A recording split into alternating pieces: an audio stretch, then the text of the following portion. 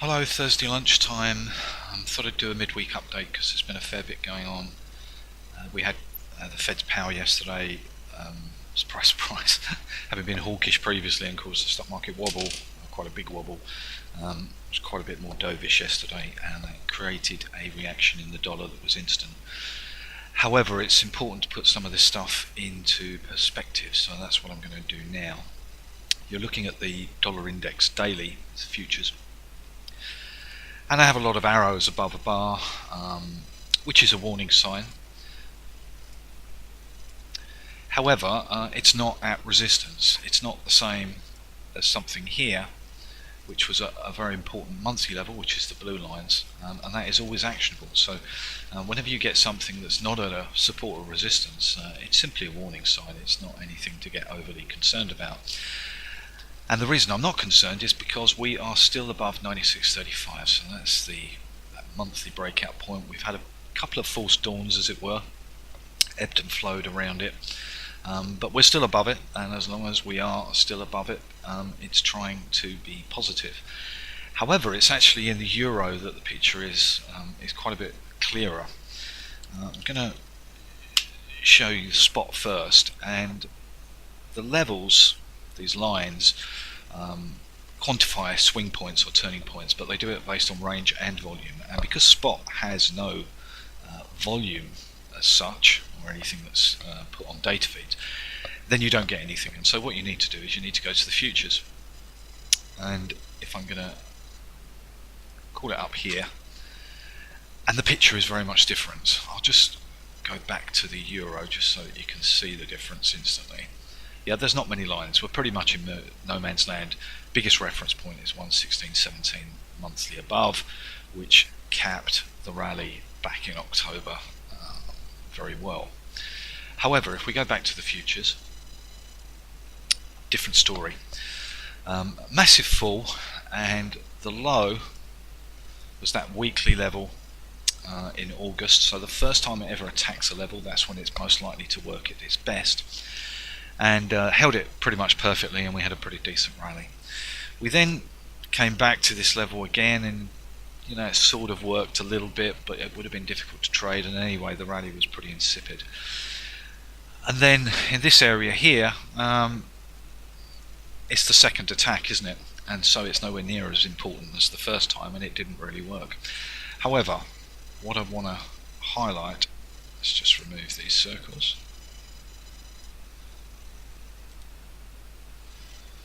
What I want to highlight is what's happened in the rallies. And the first thing is the rally in early November went directly up to that upper weekly level and failed. So what was support became resistance. It worked. We made new lows. We never reached this major target, 111.82. We bounced back up, come back down again, and then on unexpected news yesterday, we rally very strongly, but where do we go to? Directly to the breakdown point. We actually stopped one tick below it. So for me, while people might say maybe there's a sea change, oh yeah, it's great for the euro, etc., etc., it's effectively just failed at the first resistance point pretty much perfectly. So short-term negative, there's a pretty easy stop just above the current day's high. If you were more strategic, then it's all the way above here, which feels like a long way away, especially as your downside target is relatively adjacent. It's only 180 points away, so your risk reward isn't really there. So for the euro to actually get bullish, it's got to make a daily close all the way above here, and that would change the major trend. Now I'm also going to talk about this level at 111.82 and just highlight how important using equalized active data is, because it adjusts through time. And so this level, which is extremely important to me, is a massive level. It's what I call a bear trap. What I mean by that is price starts making new lows. All the traditional analysts will say, oh, it's another leg lower, and unbeknown to them, there's a massive level sitting just below. So I would be very, very interested in any sort of positive signals down there to get long. And I'm just going to show the weekly data. Let's show the right one. This is two of them. Right, let's do this one first. So this is the same chart but weekly, and the true low, so where this monthly level went to, is back in 2015. So the true low is there, and it was not the low that was made at the end of 2016. So it wasn't a big enough swing pattern to justify shifting the level. So the absolute low on an equalized chart is actually different to what everyone else is looking at. They're all looking at something here, whereas I'm looking at something here. Now, if I was to look at a normal weekly chart, you'll see a massive difference. This is that low. We made a new low in 2016, but look at current price. We are miles away from it.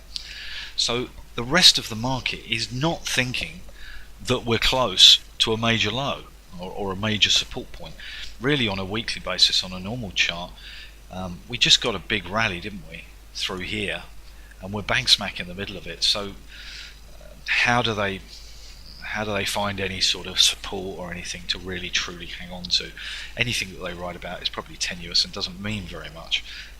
They're all the way down here at 103.73. I mean, not even on the radar screens at the moment. So a big difference between how I look at data and how the market looks at data. So some very good, strong reference points, relatively date adjacent. I'm also going to do the yen quickly. Sorry, just one last thing on the euro. And this is the short-term data. And what happened coming into the Fed yesterday was it formed some tenuous support based on its own momentum. I'm not going to pretend that it was strong. It was only 120 minute. But when you look at the rally, all we've gone to and stopped at is actually quite a minor point in terms of spot. 114.05, so that's a 120 and a 240 minute resistance, and we're sort of drifting back already.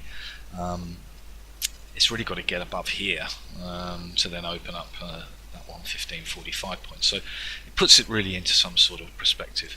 And if I was to do the dollar index, it looks like a sharp slump, but all it did was go to the quarter day level, which is the brown line, held it pretty well, and now we've snapped back up again, and we've got yesterday's highs as a target, which is a decent amount away. 96.20 is the key level below.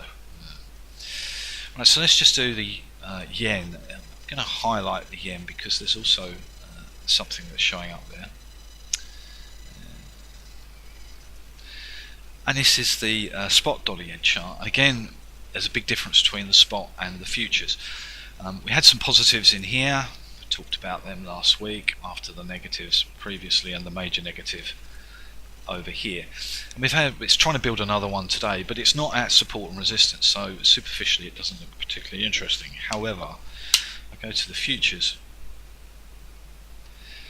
and it's a very different story in that what we have is this major weekly level. It goes back a very, very long way.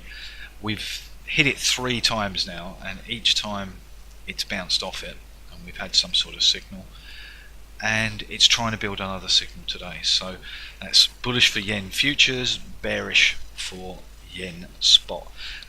Easily defined risk below yesterday's low if you're trading the futures. I would probably think options are the best way to go on this one. Time zone consideration means that I don't really like trading the yen because I don't like trading things when I'm asleep.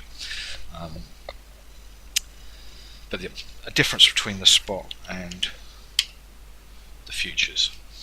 Finally, I talked about the pound Aussie, buy the strongest, sell the weakest.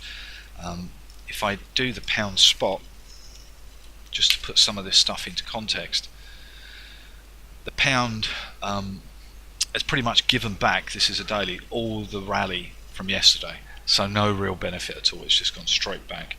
Whereas if I look at the Aussie, which we know is the strongest, it went down to that monthly level, didn't it?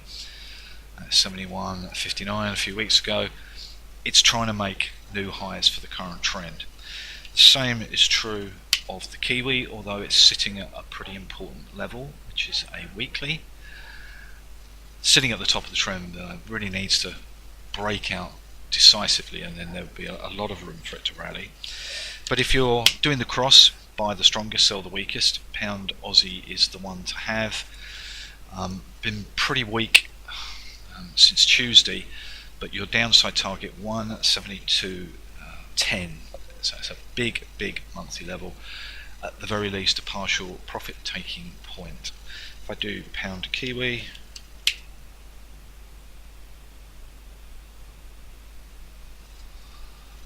that's also making new lows.